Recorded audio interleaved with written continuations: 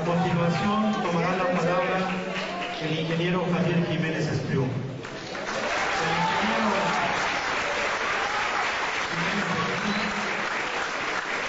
Es ingeniero mecánico electricista por la Facultad de Ingeniería de la Universidad Nacional Autónoma de México. Realizó estudios de posgrado en el Conservatorio de Artes y Oficios en París. Fue secretario general administrativo de la UNAM durante el rectorado del doctor Guillermo Soberón y dirigió la Facultad de Ingeniería entre 1978 y 1982. Fue miembro de la Junta de Gobierno de la UNAM de 1997 hasta 2007. Ha sido miembro del Consejo Directivo del Instituto Mexicano del Petróleo, del Instituto Mexicano de Investigaciones Eléctricas, del Instituto Mexicano de Transporte y del Instituto Mexicano de Comunicaciones. Presidente del Consejo de Administración de Turborreactores y miembro de los Consejos de Administración de Teléfonos de México, Compañía Mexicana de Aviación, Aeronaves de México e Industrias Derivadas del Etileno. Entre sus múltiples distinciones está el premio José Friedenbach, que le otorgó la Asociación Internacional de Educación Continua para Ingenieros en 1952, el premio a la Excelencia Profesional de la Asociación de Ingenieros Universitarios Mecánicos Electricistas en 1995, el Premio Nacional de Ingeniería Mecánica Eléctrica y Ramas Afines en 1998, distinción otorgada por el Colegio de Ingenieros Mecánicos Electricistas y es académico de honor de la Academia de Ingeniería de México. Actualmente es presidente del Consejo de Administración NEC de México, Sociedad Anónima de Capital Variable. Con ustedes el ingeniero Javier Jiménez Espriu.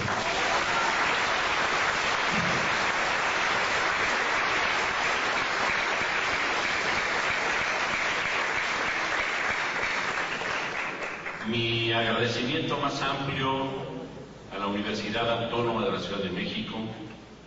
a la Fundación Alberto Castillo Martínez, a mi admirada señora Castillo, a mi viejo amigo Manuel Pérez Rocha, por la alta distinción que significa para mí la invitación que me permite estar en esta mesa. Me pidieron que hablara de la política energética del Estado mexicano. Hablar de la política energética del Estado mexicano es abordar un tema pendiente de la agenda nacional. No hay, en definitiva, ninguna política energética del Estado mexicano. Esta aseveración no es de extrañar, porque en varios renglones del devenir de nuestra nación, la abstención y la omisión forman parte, lamentablemente, de la idiosincrasia de nuestras autoridades, que encuentran en ello la mejor situación para acomodar sus intereses en cada momento. A la manera de Ortega y Gasset, que decía que el hombre es él y sus circunstancias, la filosofía mexicana podría aseverar sin rubor ni temor alguno a equivocarse que el político es él y sus conveniencias. La mejor política industrial, según expresó un antiguo secretario de Industria y Comercio, de cuyo nombre no quisiera acordarme, como diría Cervantes, es no tener política industrial. Dentro de esta filosofía caben todos los errores que cometer pudiera, no importa quién, y que no se achacarían al titular de ninguna responsabilidad, así se llama. De igual manera, todos los aciertos que permitieran el buen juicio de alguien a quien se le ocurriera algo sensato, abonaría el buen desempeño del responsable de la inexistente política. Mi querido maestro, don Javier Barro Sierra, cuya hija Cristina aquí nos acompaña,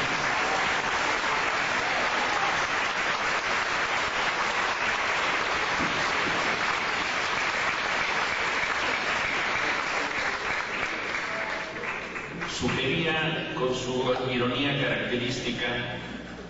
que a los funcionarios se les debía permitir hacer todo lo que se les ocurriera, aunque no fuera del área de su competencia, porque agregaba: el problema de México no es de competencias, sino de incompetencia. Así, resulta congruente con los usos y las costumbres nacionales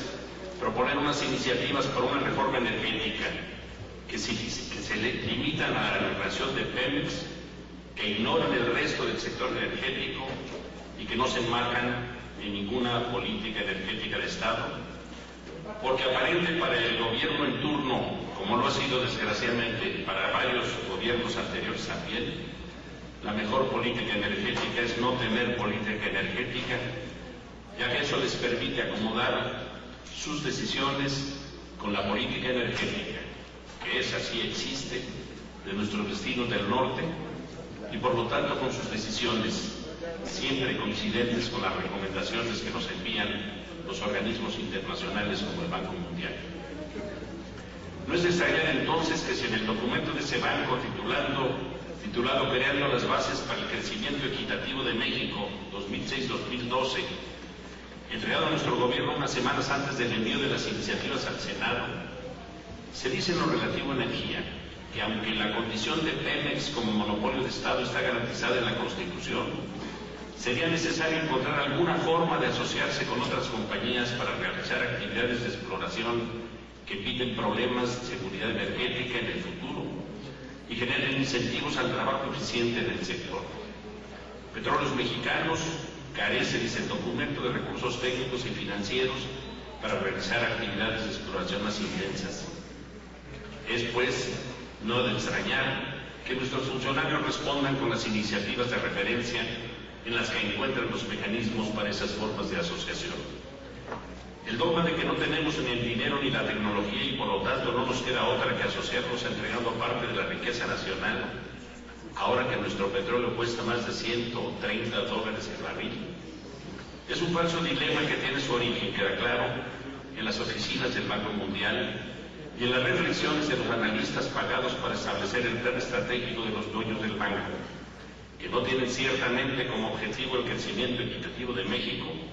sino el garantizar la seguridad energética de los mayores consumidores de petróleo del mundo. No es explicable de otra manera, entre otras muchas cuestiones sin explicación, tanta coincidencia entre las recomendaciones del organismo internacional y las iniciativas presidenciales. No es explicar qué lamentable que éstas estén tan cerca de las recomendaciones del Banco Mundial y tan lejos de los sentimientos de la nación. No hay, por lo tanto, en las ideas que motivan las propuestas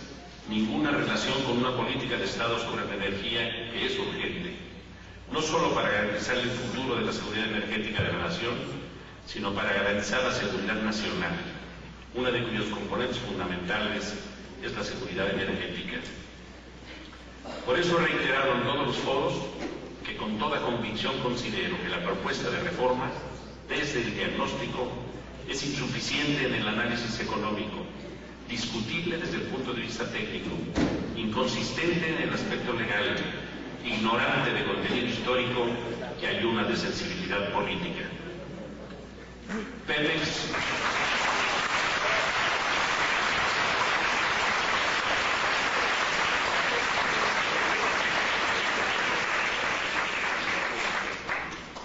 no puede analizarse a fondo si se soslaya cualquiera de ellos,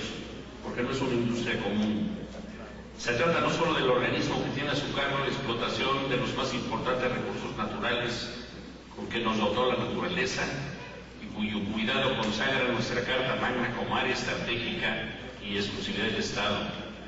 No es una empresa productora de commodities, es una institución que, como ninguna otra, ha hecho viable el desarrollo de México, posible su factibilidad financiera y enfatizado su identidad como nación independiente. Es una entidad símbolo que se encuentra enraizada en el alma de los mexicanos. Pemex es desde su nacimiento la empresa emblemática de la soberanía nacional. Su importancia económica, política, interna e internacionalmente y social es un todo inseparable. E inseparable debe ser también el conjunto del sector energético. México, afortunadamente, incluso después de las amputaciones territoriales que los Estados Unidos nos han infligido en connivencia con esos mexicanos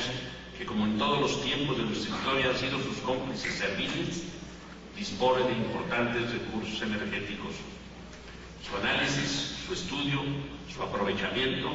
deben conformar una política energética que tenga como fin fundamental la soberanía energética de la nación para hoy y para las futuras generaciones, y su orientación hacia el desarrollo del país, que es sinónimo del bienestar del conjunto de sus habitantes. La soberanía energética, que es en la actualidad mundial asunto estratégico de seguridad nacional, es porque es inimaginable la sociedad moderna sin una satisfacción total de sus necesidades de energía. Hoy, que la geopolítica y el agotamiento del petróleo barato producen tanto conflictos bélicos y asesinatos masivos, como altos precios de los hidrocarburos y por lo tanto de alimentos, de bienes y de servicios, el tema se convierte en crítico en todas las agendas nacionales. En la nuestra, como productores importantes de petróleo, pero cuyas reservas declinan aceleradamente por una administración ineficiente y una lamentable visión de corto plazo, y cuya situación se convierte en más crítica por la propuesta presidencial de modificar el régimen de la industria petrolera nacional, el tema cobra una importancia particular porque representaría un punto de quiebre en la concepción de la industria y de su significado económico, político y social. La política energética del Estado mexicano debe considerar, por lo tanto, por una parte el presente y el futuro de nuestro país, y por la otra, las capacidades energéticas de que disponemos, la necesaria transición energética a la que obliga la finitud de los hidrocarburos, que hoy atienden a más del 85% de nuestros requerimientos, lo que es excesivo, con la incorporación de fuentes de energía no convencionales, el compromiso con los mexicanos y con el mundo para el cuidado de las condiciones ambientales del planeta, al mismo tiempo el aprovechamiento de nuestra riqueza energética como detonadora del desarrollo económico de nuestro país. Esa política de Estado debe considerar nuestras capacidades energéticas no como sustituto de la incompetencia del gobierno para solventar las necesidades financieras del gasto público, que es otra responsabilidad de atender de la Agencia Nacional, sino como estimuladora del desarrollo industrial y de la ingeniería mexicana en todas sus ramas, como generadora de empleo, como promotora y a la vez recipiendaria del desarrollo tecnológico nacional. La política energética debe establecer, con montos y tiempos definidos, el balance energético conveniente y posible, con compromisos para su cumplimiento. ¿Qué necesidades se satisfarán con la energía de los hidrocarburos? ¿Cuáles con fuentes geotérmicas? ¿Cuánto con energía eólica, maremotriz, solar, de la biomasa? ¿Cuál debe ser nuestro programa de energía nuclear? ¿Y qué debemos hacer para convencer a la gente de las ventajas de esa o de otras energías que aún provocan polémica? No debemos dejar de considerar y estudiar ninguna posibilidad ni ninguna línea de investigación. El estudio de los biocombustibles de origen vegetal o animal, con sus filosas y polémicas aristas, debe estar incluido en nuestro programa con sus diversas interacciones con la tierra y con los alimentos, para encontrar el equilibrio adecuado y no dejarnos arrastrar por las modas de otras latitudes o los modos de otros intereses. De la misma forma que debe contener un programa serio y cuidadoso de ahorro y uso eficiente de todas las formas de energía y de disminución de emisiones contaminantes. En suma, debe definir nuestro papel frente a la transición energética y frente a la revolución tecnológica presente y futuras. ¿Queremos ser protagonistas o vamos pasiva y permanentemente a buscar alianzas estratégicas que, como queda implícito en las iniciativas a debate, nos digan dónde, cuándo y cómo, en lugar de desarrollar conocimientos propios y tomar decisiones autónomas? No hay en las propuestas consideración alguna de cómo enfrentaremos, ni económica ni técnicamente, esa transición energética. Otros países, con mayor visión que el nuestro, han establecido importantes fondos para atender las realidades del futuro. Ese ejemplo debiéramos seguirlo de inmediato. Si por reforma energética entendemos las iniciativas que se debaten en el Senado de la República, los retos y las estrategias tecnológicas son algunas de las múltiples, importantes y lamentables omisiones de que adolecen. Omisiones estas, cuyas causas son de entrada el primero y más delicado de los retos. Me explico. No se ha entendido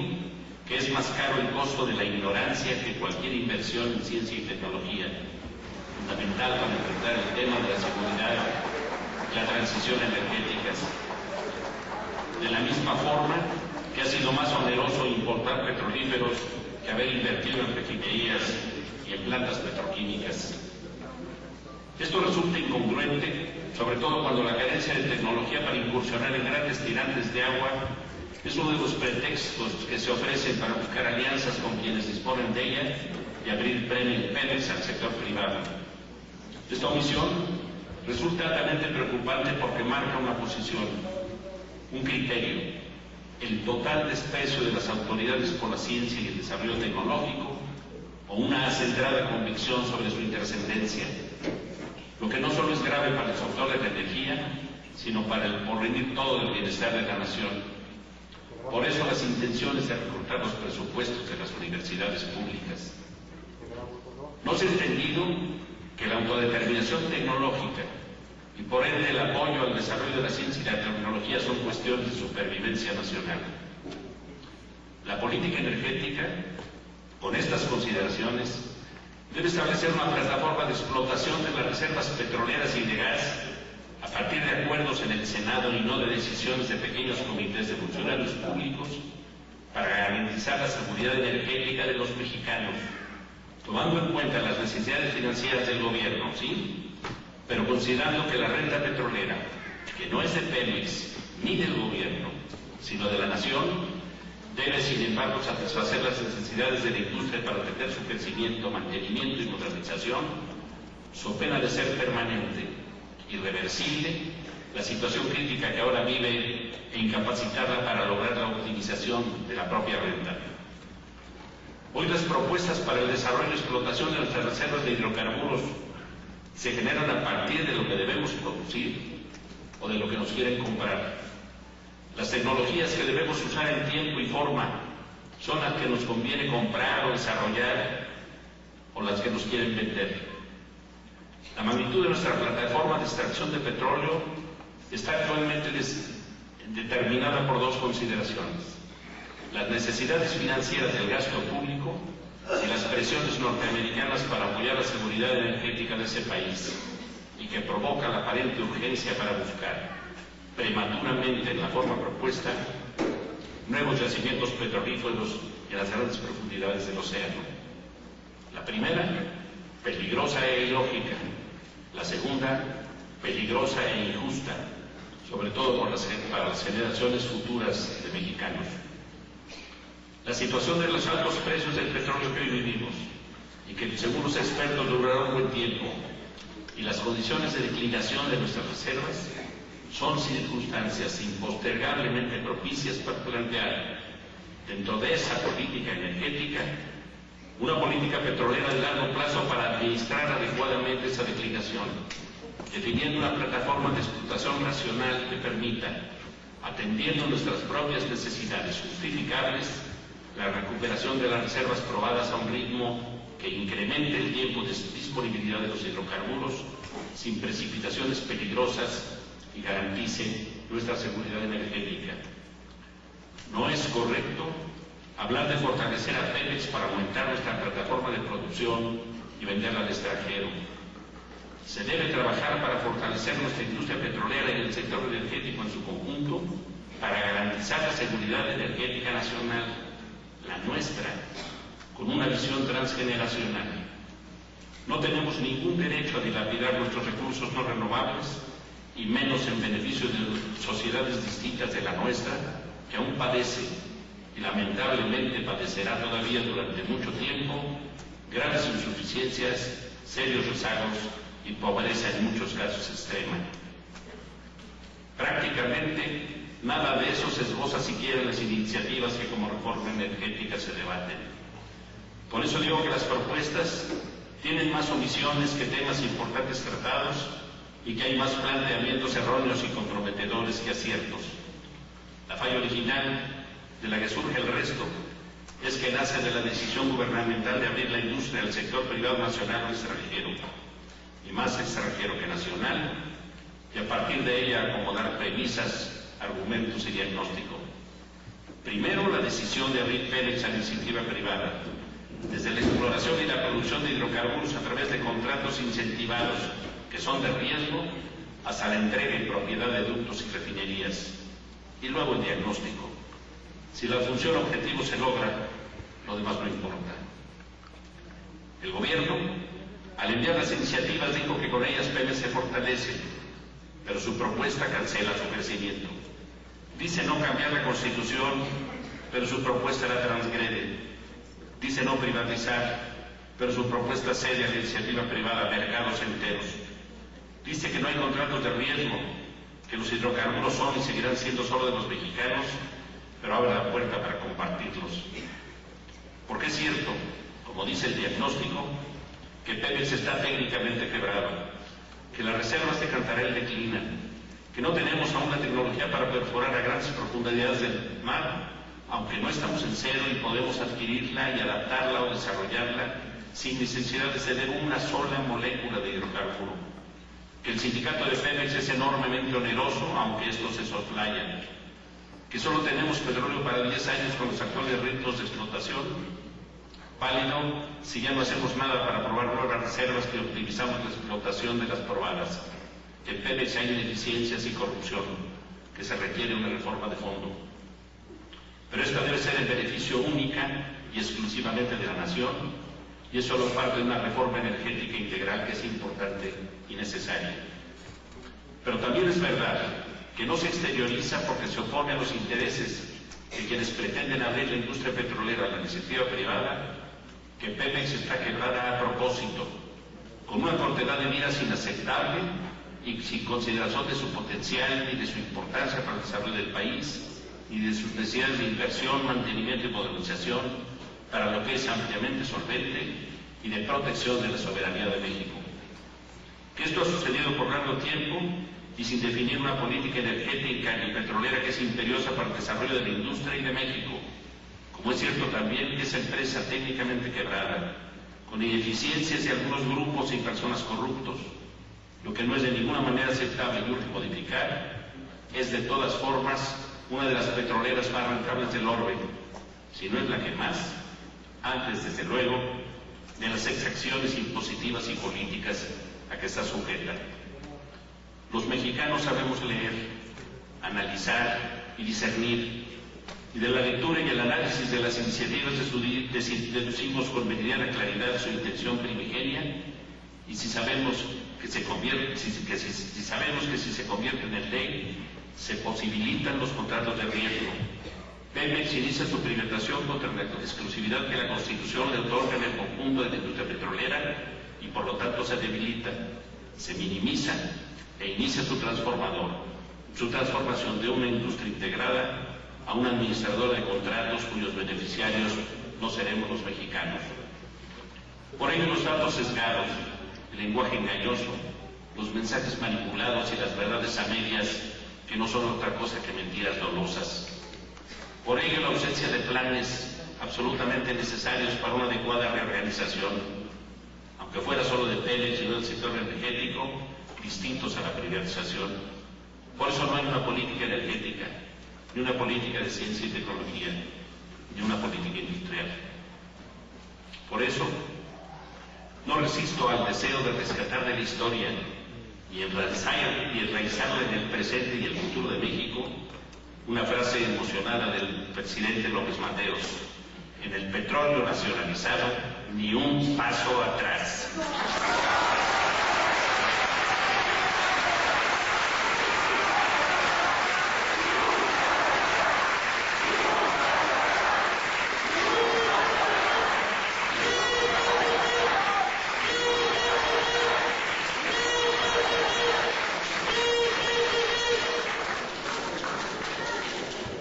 Compañeros universitarios, hace unos días, en un foro celebrado en el Paraninfo de la Universidad de Guadalajara, recordaba que Salvador Allende, el mártir presidente chileno de cuyo natalicio se conmemoró hace unos días,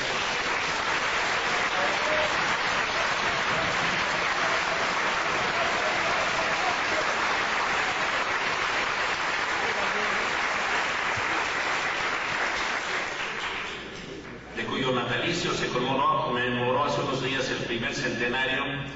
expresó en ese mismo recinto, en un discurso memorable unos meses antes de su magnicidio: México es el primer país de Latinoamérica que en 1938, a través de la acción de un hombre preclaro de esa tierra y de América Latina, el general presidente Lázaro Cárdenas nacionaliza el petróleo. Por eso ustedes que supieron del ataque alevoso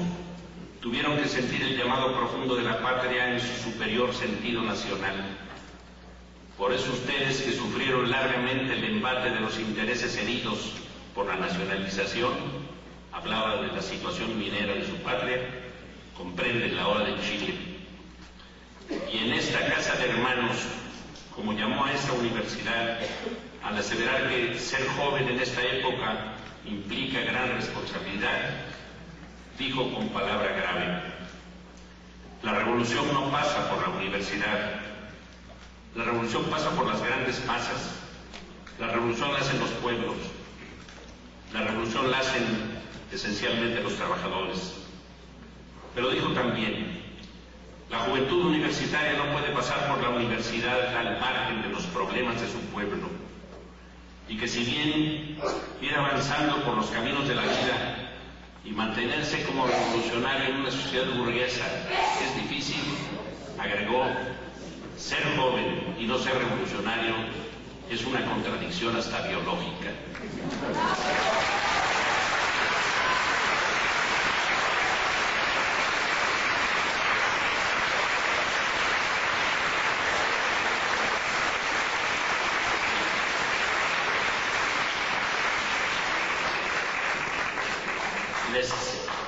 Les expresé a los estudiantes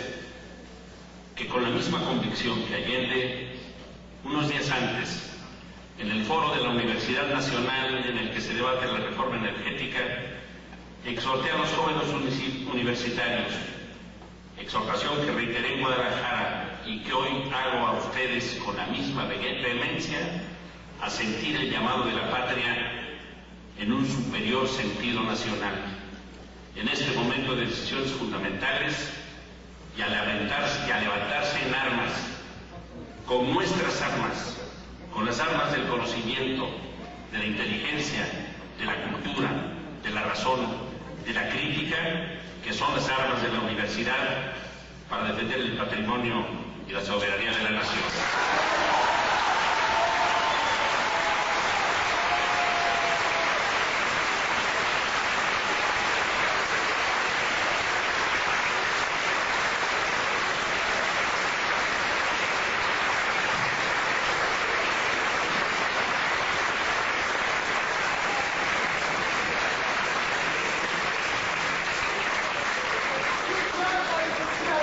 Sigue en el uso de la palabra